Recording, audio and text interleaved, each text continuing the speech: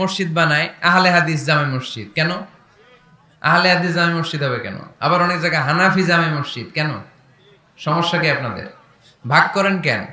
আল্লাহ রাসূল আসছে মিলাইতে, আমরা খালি কোপায়া কোপায়া ভাগ করে দেই না। ভাগ করবেন না, সবাইরে সব মসজিদে ঢুকতে দিবেন। আহলে হাদিসের ভাইরা হানাফি ভাইদের সাথে মসজিদে সালাত পড়বে, হানাফি মাযহাব যারা মানে তারা আহলে হাদিসের ভাইদের সাথে সালাত আদায় করবে। ঠেলাঠেলি আছে? কাবা ঘরের সামনে কেউ এইভাবে বুকে বাঁধে আল্লাহু আকবার, এইভাবে দেখছেন না? কেউ এইভাবে, আবার হানাফিরা এইভাবে। মালিকীদের কিছু লোক আছে এরা বাঁধেই না, ছেড়ে রাখছে। কি করবি কর, বাঁধবো না এভাবে। হ্যাঁ, এবার কিছু করারও নাই, এরা ছেড়ে দিয়ে নামাজ পড়ে।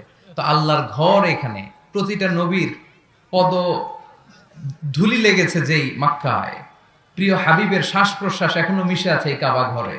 আল্লাহর ঘর কাবা বাইতুল্লাহ, ওখানে দাঁড়িয়ে কেউ এখানে কেউ এখানে কেউ এখানে, কেউ বাদেই না, কেউ আমিন জোরে কেউ আস্তে। কোনো ঠেলাঠেলি আছে? তো বাংলাদেশের ঠেলাঠেলিটা আনলো কে?